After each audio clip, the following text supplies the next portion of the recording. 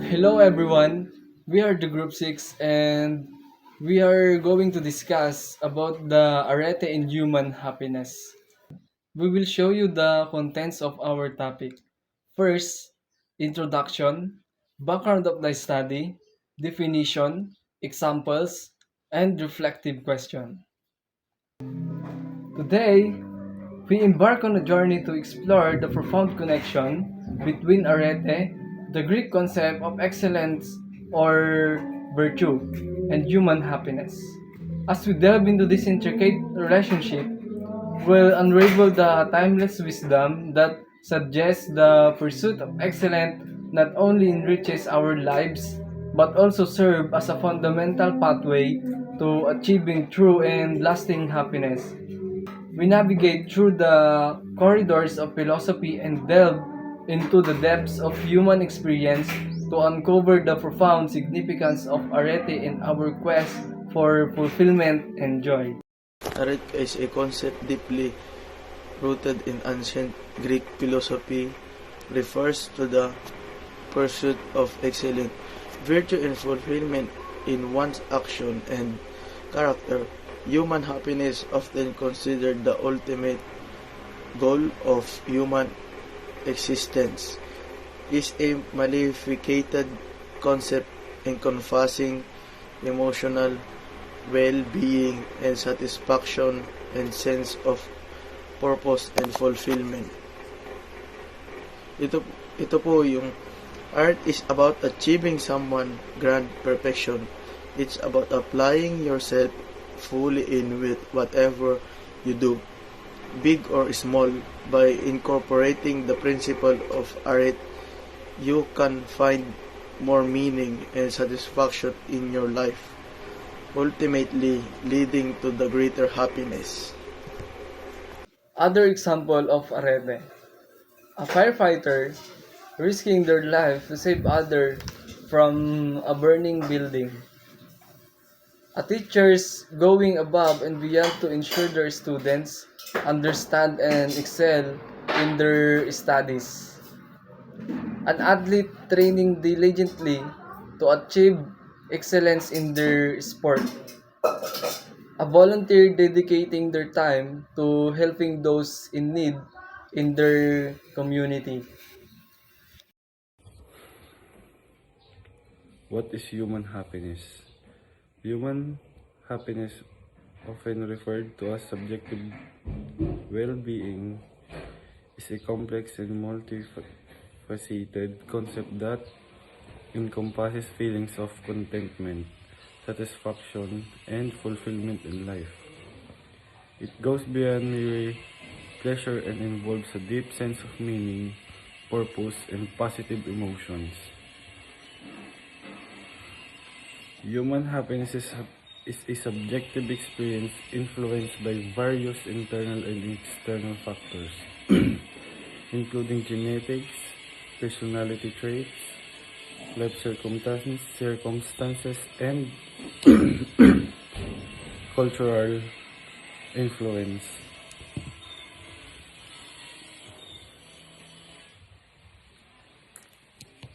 Typically, happiness is an emotional state characterized by feelings of joy, satisfaction, contentment, and fulfillment, while happiness has many different definitions. It is often described as involving positive emotions and life satisfaction. There's two different kinds of happiness. One, hedonia. Two, eudaimonia. One, hedonia. The ancient Greeks had a great many words for the types of happiness available. Hedonia was the term they reserved for what we would most likely call pleasure or simple happiness. Number 2, eudaimonia. Eudaimonia is Eudaimonia, sometimes anglicized as eudaimonia or eudaimonia, is a Greek word literally translating to the state or condition of good spirit, and which is commonly translated as happiness or welfare. In the works of Aristotle, eudaimonia was the term for the highest human good in all the Greek tradition. That's it. Positive impact of human happiness. A couple celebrating their 50 years wedding anniversary, reflecting on lifetime of love and companionship. Explanation. Relationship can benefit from it, since happy individuals tend to attract to other happy people that are helper to tend be more, giving it can increase your probability, because happy people greeting more it can encourage filter their habits, those are helper tend exercise more. Positive impact of human happiness. An artist creating a masterpiece that bring joy and inspiration to others. Explanation. Artist, gumawa siya ng mga painting na nakakapagpasaya ng mga tao.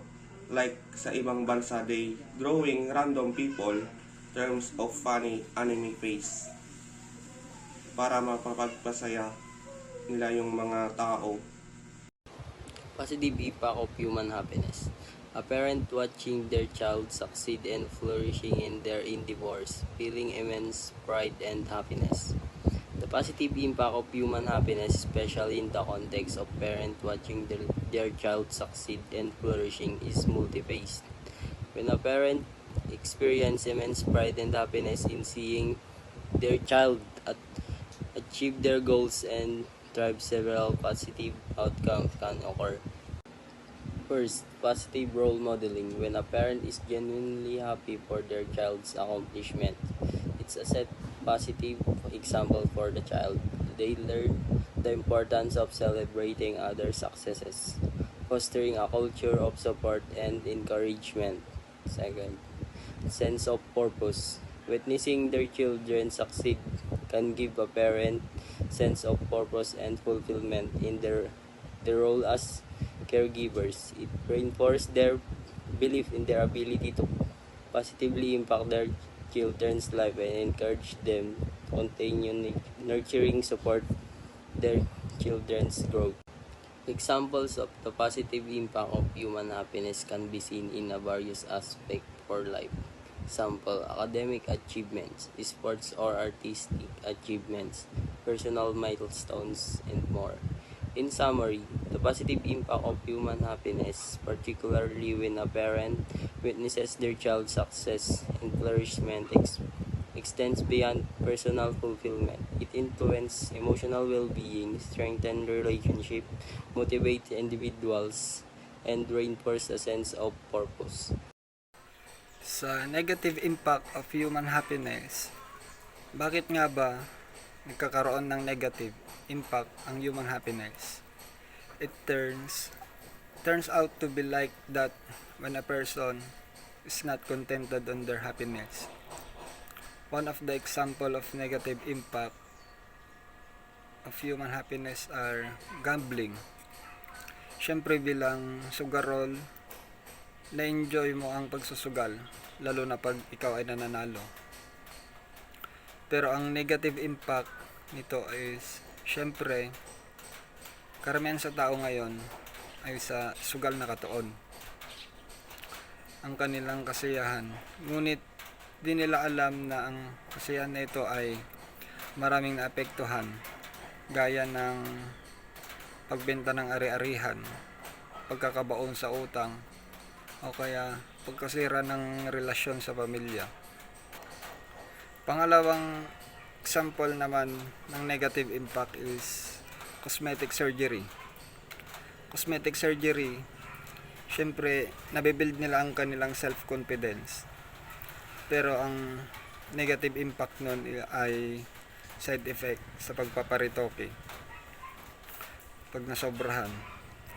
Kagaya ng pamamanhid o kaya panginginig dahil sa pinsala sa ugat o kaya pagdurugo naman na maaring mangailangan ng isa pang operasyon. The last example naman is unfaithful husband. Siyempre, sumasaya sila sa pagbababae kasi nabibigyan nito ang pagkukulang ng kanyang asawa. Pero ang negative impact nito ay pagkasira ng relasyon sa mag-asawa. Kagaya ng pagkasira ng tiwala sa isa't isa, paghiwalayan at maaring mauwi sa depresyon. O kaya pagkawala sa sarili na maari ding maapekto ng kanilang anak. Yun lamang po. Thank you. Human happiness, on the other hand, can be experienced through various avenues such as fulfilling relationship, meaningful work, engaging in enjoyable activities, and pursuing personal goals, finding contentment and peace within oneself. Human happiness can be experienced through various avenues, each contributing a person's overall well-being and satisfaction with life. These include fulfilling relationships, meaningful connection with loved ones, and social connection bring happiness through shared experience and support. Meaningful work, engaging in work aligned with one's values and interests provides a sense of purpose and accomplishments. Third, enjoyable activities. Participating in hobbies, sports, and creative pursuits brings joy, relaxation, and sense of fulfillment. Fourth, pursuing personal goals. Setting and working towards goals in various aspects of life such as education, career, personal growth contributes to happiness. Last, finding inner peace, self-relaxation, self-acceptance, and practices like mindfulness and gratitude cultivate contentment and peace within oneself. These avenues to happen can be interconnected and influence each other. Prioritizing these avenues based on personal values and interests leads to overall well-being, satisfactions, and happiness. These are the reflection questions in our report. Number 1. Contemplating the essence of Arete and human happiness invites a profound journey into the depths of human existence. Arete in its essence is a beacon guiding us toward the realization of our highest potential, urging us to embody virtues that transcend the mundane and embrace the sublime. It beckons us to cultivate moral integrity, wisdom, compassion, and courage, excellence in our thoughts.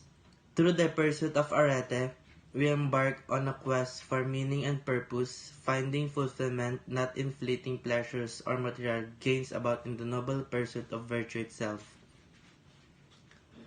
In the quiet moments of reflection, we are called to contemplate the intricate dance between Arete and human happiness, recognizing that they are not separate entities, but rather facets of the same jewel of existence.